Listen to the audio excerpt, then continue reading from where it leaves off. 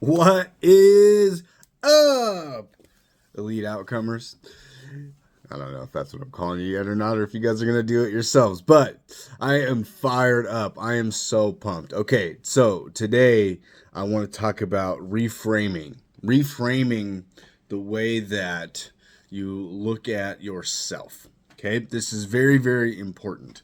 You have to look at yourself with the capabilities and the capacity to be able to lift yourself up, stand on your own 2 feet, and be able to move forward out into the world confidently with self-esteem and with self-assurance that you're going to do just fine and that you are going to be able to be somebody that is of service to the rest of the community, to your family, and to yourself. You're going to raise yourself up in your standards to be able to confidently say that I got this.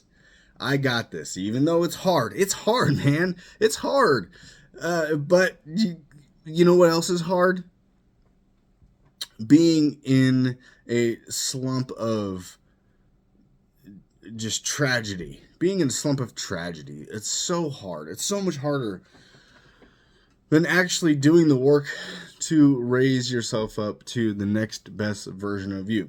So what do we do? How do we reframe our mindset? How do we reframe our environment that we live in, that we put ourselves in order to have a greater understanding and a better outcome to achieve the next best version of us? Now, I'm going to pause for just 1 second. I want to talk about this next best version of you strategy.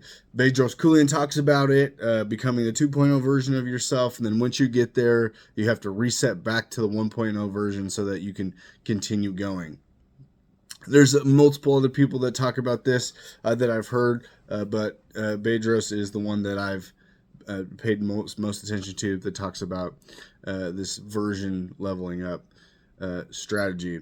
Ed Milet has some really good framework on this as well, where he talks about changing your temperature to match the people around you. It's along the same lines. It's adjacent to what we're talking about here. However, becoming the next best version of you at this stage that you're at is incredibly rewarding because you can do it so fast.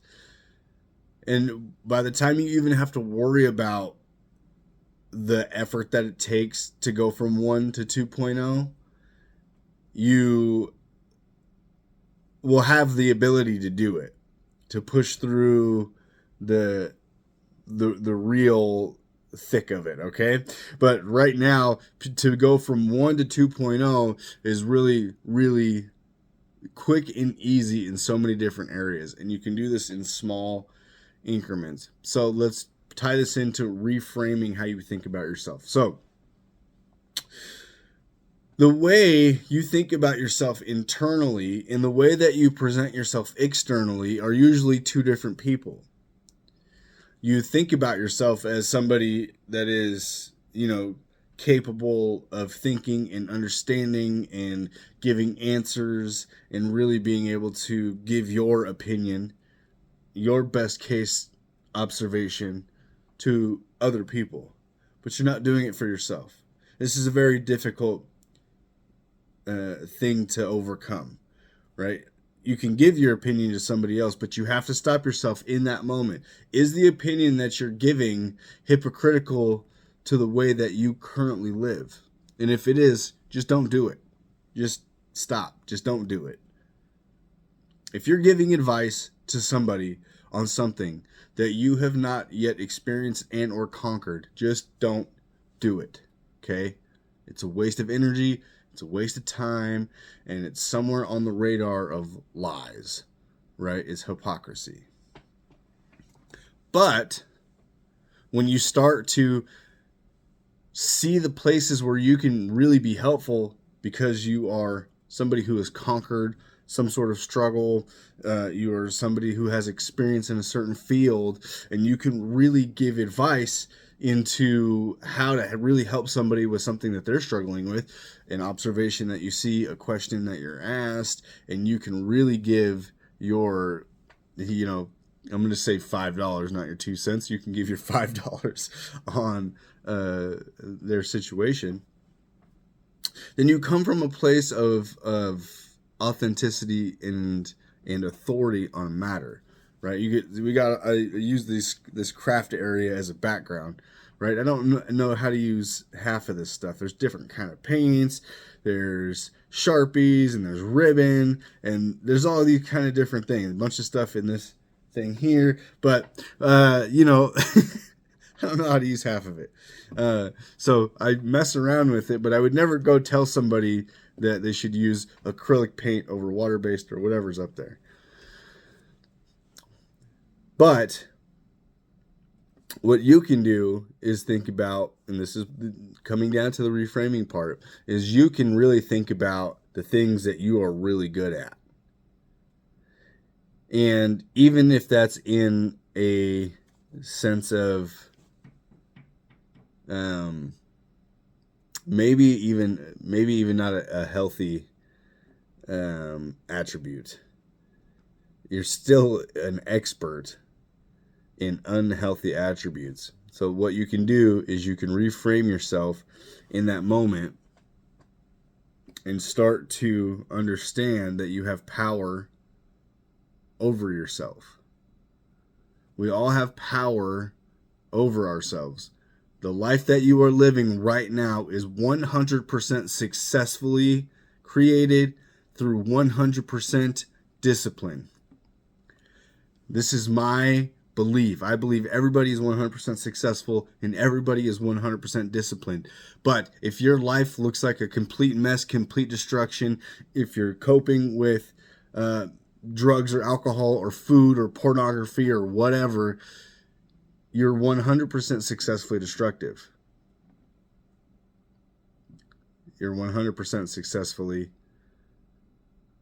disciplined in the life that you have, which means you have 100% capability and capacity to really turn your life and environment and the way you speak, the people that you hang around, all these things into a whole completely new world. You have the power of creation in your life. You can prove this to yourself by just looking around and admitting to yourself that the life you have is created by you. If you're watching this, you're within the target range that I've created the academy for. Right, you're 25 to 40, and you struggle with a lot of issues. But this is where I'm going to give you a hard reality, okay, if you're watching this video. If you are 25 years or older, you can no longer use the excuses of your past, the environments of your past, the happenings of your past as a reason to behave in an adolescent manner. And if you're 25, man, kudos to you, because it took me an additional nearly 10 years to come to this conclusion. 8 years. You got to drop the adolescent way of thinking. I don't mean to drop childlike behavior. I mean dropping adolescent emotional standards. If you're somebody who gets upset and squirmy and throws fits and uses anger and allows yourself to try, or you can try to convince everybody else to allow you to do what it is that you want to do through manipulation, through anger, through hard-heartedness, through protesting, you have to slough that stuff off. You have to. You have to slough that stuff off. And it comes with time. It comes with using this reframing as something that will give you the confidence and self-esteem to know that that good, passionate person that's within inside of you that really just wants to be at service but doesn't know how to utilize it yet, your skills, your talents, your blessings, your natural being, that's okay. So what do we got to do to reframe? Now we're here, okay? Right where you're sitting right now, you can choose something within arm's length to choose to correct, whether it's a mess around you, whether it's a journal that you haven't written in, whether it's a bed you got to make, whether it's, right now I've got, I'll be honest, there's some crumbs on the table right here where I'm at because my kids didn't clean their mess up this morning, but I take responsibility because I did not coach my kids into making sure they didn't leave in a mess. Right? So this is something I can actively right now reach out and fix. Simple things. Choose an action, commit to completion, and then celebrate the victory. This is the program. Choose an action, commit to completion, and celebrate the victory. Once you've done that, then we build you up into having some self-esteem and some better confidence in life for yourself. Self-esteem, self-assuredness, self-confidence. Okay? I got to pick you up a little bit. I'm here to pick you up a little bit to get you going in the direction to be able to take these reframes that we do and apply them in a way that allows you to stand up tall and start facing the harder things, to start facing the traumas, to start facing the truth about, addictions, about your binkies, man.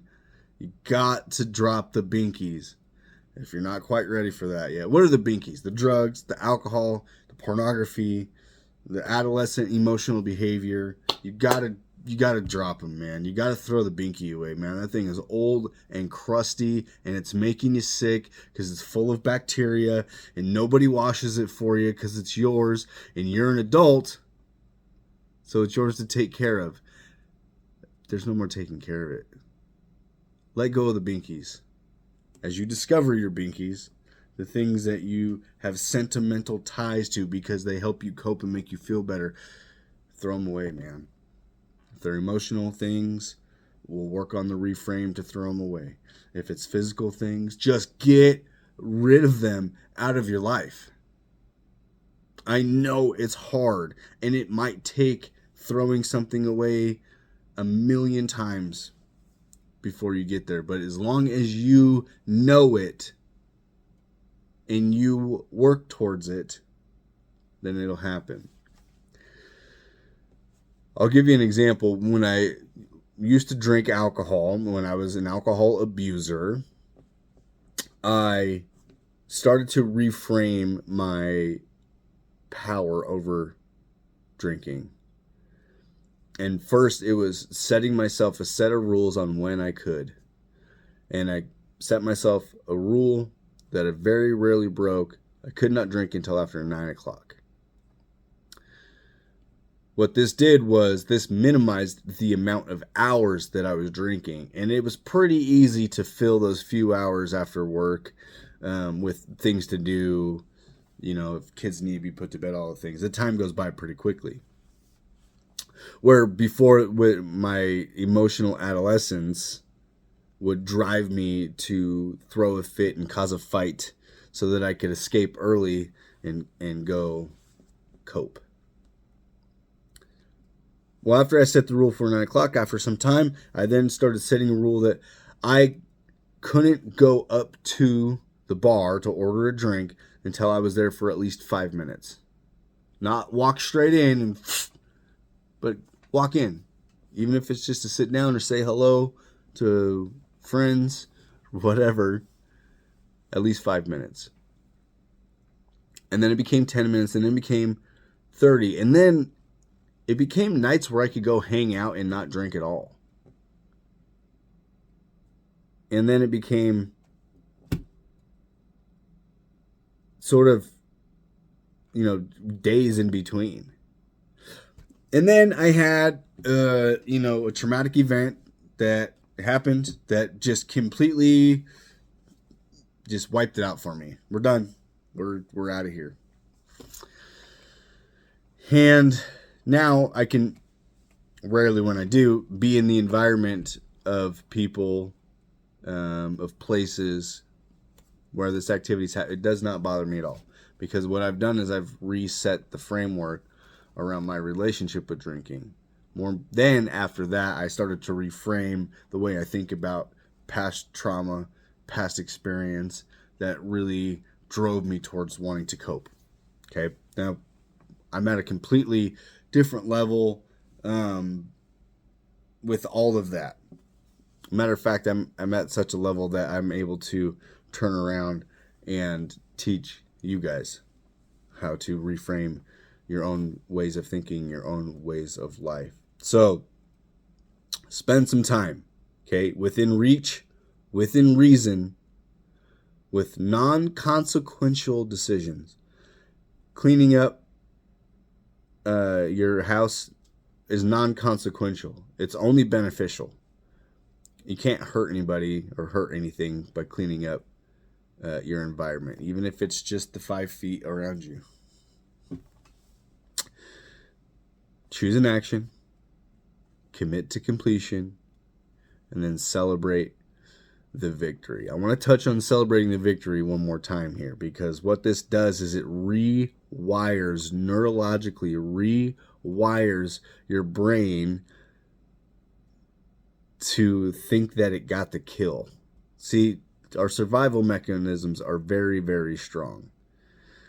They want us to succeed by capturing or gathering food, by building or getting into shelter, and for procreation. Those are the 3 main things: food and water, shelter, procreation.